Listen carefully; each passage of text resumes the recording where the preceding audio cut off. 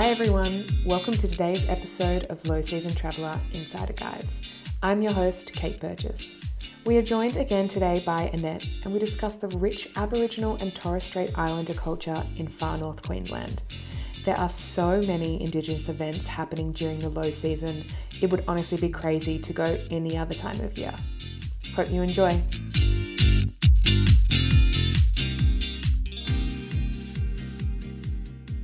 Hi Annette, welcome back to the podcast. Thank you for coming. Hello Kate, thanks for having me again.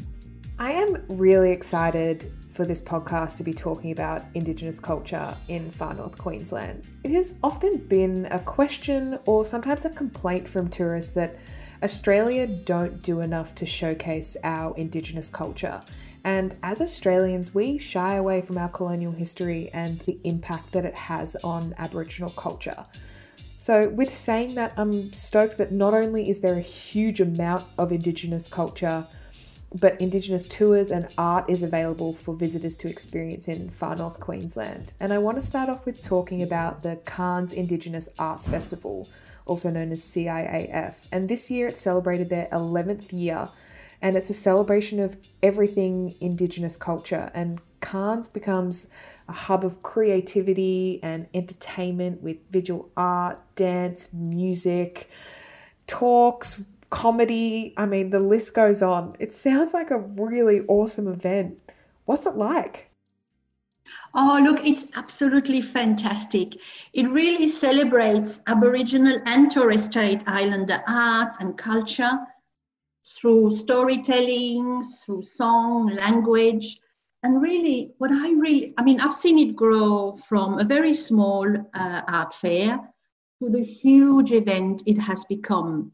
Because there's people coming from these art buyers coming from all around the world just to buy art. And the art is from communities all over Northern Australia, but focusing on, obviously, North Queensland communities. And what I really love is that the whole of Cairns participates, because there are art talks in different venues. There are exhibitions in different venues. The opening night has become a very, very lavish affair with a very expensive ticket to participate. But every day there are dances, there are exhibitions. There's a fantastic fashion show. The Cairns Indigenous Art Fair fashion show has become a really standard event on the Australian fashion scene. And there's some amazing fashion coming out of that.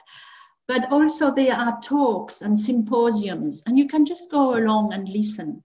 And the people, the artists, you don't just have the artists, you have the whole community traveling to Cairns.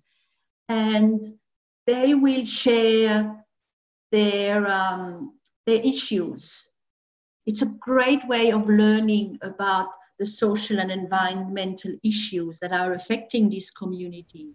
And learning from the community themselves as well. That's so important. It's not just someone giving a talk about it, it's hearing their own personal stories, which just makes such a big difference. Exactly, and very often these stories are represented through the art. For example, a few years ago, there was this amazing exhibition. They're coming back every year now, but I remember the first year it was shown. It was quite a revelation to me. I never thought about this, but all these nets, these fishing nets drifting in the ocean, and that are causing the deaths of some. We talked about turtles in the previous podcast.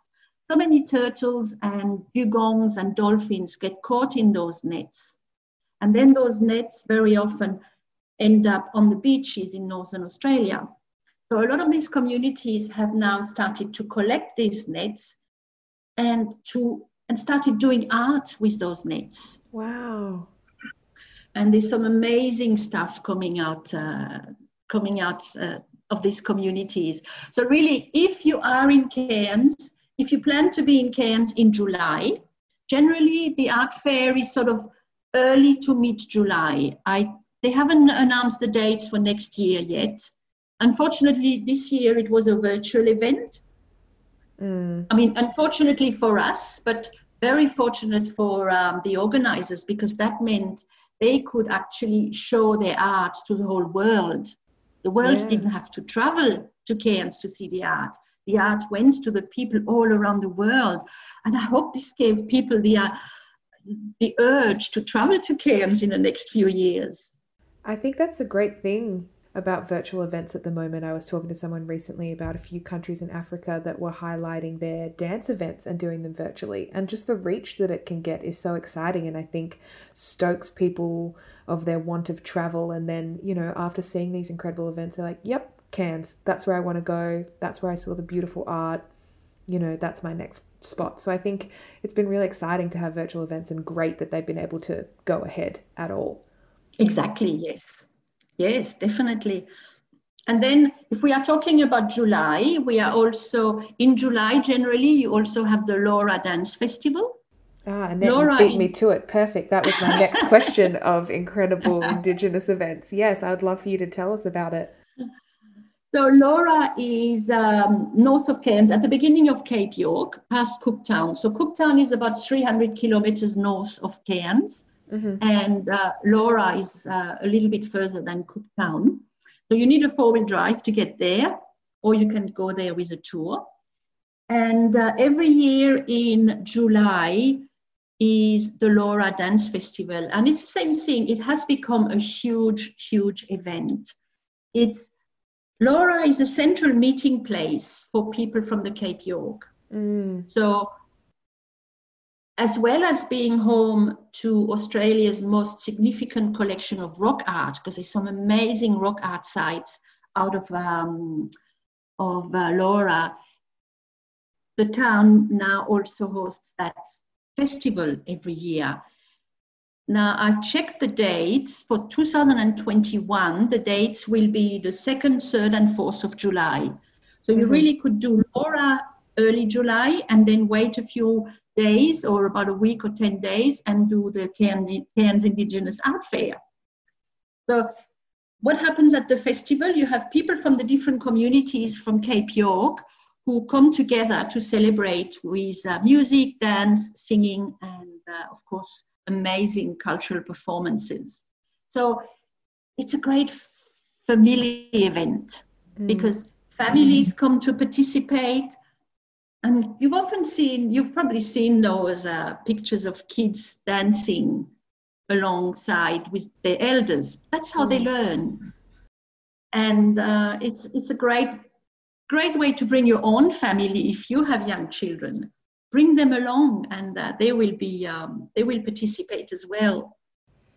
I think the great thing about it is that more than just enjoying dance and exciting atmosphere is that the Laura Aboriginal Dance Festival is important because it's that preservation of culture and they pass down their stories. And so not only is it there for us to experience it, but it's like this, as you said, a diverse meeting of tribes, of new and old family members, and they reunite to keep their history alive, and they allow us a seat at the table to experience it. And I think that's the really special thing about it, is that we get this awe-inspiring melting pot of stories and histories created all in one. And, we're so lucky that we get to experience it from the outside. I think it's just fantastic.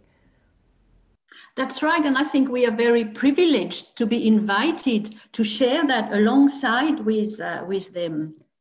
It's fantastic. And I think events such as these are so important to continue the oral transmission Absolutely. of the stories. And we really should have a lot more, and we should really have more. We should really go and assist and help, not help, but there should be more help from the government, but that's a different story. That's a whole nother story. For these events, but people should really participate a lot more. So as we mentioned, Far North Queensland is the only region in Australia with two distinct Aboriginal cultures, obviously Aboriginal culture and Torres Strait Islander, as you mentioned. So other than festivals and cultural events, are there tours that people can go on to educate, understand about these cultures? Yes, definitely. And I mean, I'm not going to talk about the tours where you go and see a pretend or a set up cultural performance. No, don't want to hear about any of those ones. No, there are some amazing tours that are run. Like my favorite one is the full day cultural adventure tour, where you go along a local Kuku Yalanji guide, because there's a number of different language groups in Cairns. So depending where you go, for example, if you go north of Cairns, north of Port Douglas to Mossman Gorge, that is Kuku Yalanji country. So you will go with a local Kuku Yalanji guide and and you will walk in the rainforest, or there's another one where they go along the beach and you spear with a spear. You learn how to catch a crab or a fish with a spear, but they will tell you about culturally significant areas and about the relationship they still have today with their land. And you collect food along the way, and they explain how the plants, for example, were used for food or for medicine. And this is something they would do anyway. That's how they would teach their children. So, and very often, if you go on one of these tours during the school holidays or on the weekends, the kids will come along. Oh, that's so great. In a way, yeah, you are a little bit, it's a bit like you are a child going along to learn. And it's really a very, very genuine tour. And then, of course, you have Mossman Gorge. Mossman Gorge is a beautiful place in the rainforest, in a Daintree rainforest. So Mossman Gorge is about 15 minutes by car from Port Douglas, or an hour and 15 minutes from Cairns. And the gorge in itself is just, it's a very, the river is beautiful. And it's a very popular river in the really hot months of November, December, January, because people go and swim there to cool down. But one part of the gorge is traditional land. And you can only go to this area if you are accompanied by a Kuku Yalanji guide. And they take you on a tour. They offer different tours. At the moment, they are closed, of course, because of COVID. But once they start again, their tours are really very, very interesting. And you learn so much. They show you bush foods, unusual uses for native plants. So it's a fantastic tour. And if you go to Mossman itself, the township before the gorge, there's also a lovely little gallery called the Jambal Gallery, which is an Aboriginal art gallery. And the artist there shows you how to do the paintings and explains to you what the different symbols mean. Amazing. Yes, so it's really some very genuine tours. And did you know you can also go to the Great Barrier Reef and get an Indigenous perspective? There's great. So you could book a tour with the Indigenous people and go to the Great Barrier Reef. Yes. Oh, it's called Dreamtime Dive and Snorkel. Has Indigenous sea rangers. So you will actually have a whole different perspective on the Great Barrier Reef. You will hear the creation story of the Great Barrier Reef and just see things from their perspective. Yeah. So wow. there's so much to do. Yeah, so many options. One thing I wanted to ask you as well, Annette, is that souvenirs can often be deceiving, and as travellers, we may not know where souvenirs have come from or where money is going. And across the world, there's been issues of imported souvenirs and crude interpretations of cultures and things like that. So I want, if you could, to give us a few tips for travellers that are coming to far North Queensland, if they're wanting to buy a piece of Aboriginal art or an Indigenous souvenir. What should people look out for if they are trying to support the Indigenous community and not purchase any fake products or imported products? Yes, I think I heard a few years ago that about 90% of didgeridoos sold in Australia were actually made overseas. 90%. Yes, that's Wow. very scary, isn't it? So I always say, ask questions.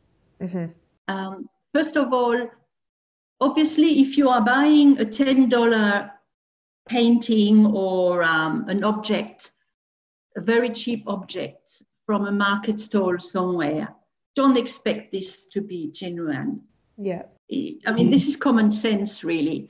So I always say to people, buy from galleries or if you can, buy from the art center directly, but obviously we can't all go into the communities and to the art centers, but ask questions. Ask, who is the artist? Where is the artist from? How much does the artist actually get? Because we've all heard horror stories about paintings costing thousands of dollars and the artist gets very little.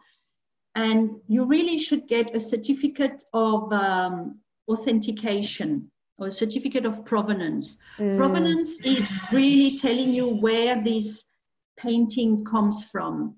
And it's crucial for the artists because the origin and the history of ownership of a piece of Aboriginal art is really the birth certificate or the passport of this piece of art. Because painters can only paint their motifs, what they own, or what has been given to them. So the painting is their passport, really. So you need to know who it is coming from. And in Australia now, any piece of Aboriginal and Torres Strait Islander art over $250 that is bought in an art centre or an art gallery that sources paintings directly from the art centre needs to have an authentication certificate. So really, you should always ask for that authentication certificate.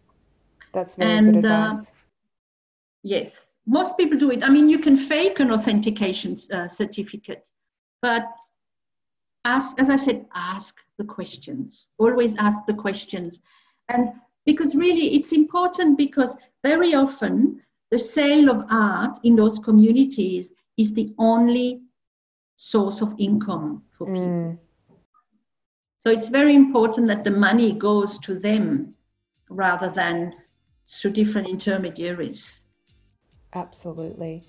Annette, thank you so much for joining us and, being able to shine a light on Indigenous culture and where in Australia you can experience it. It has been incredibly informative for me as well, and I'm realizing how much I need to go and learn and experience this as well.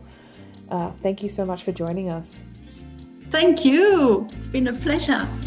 Bye. Thank you again to Annette for joining us this week.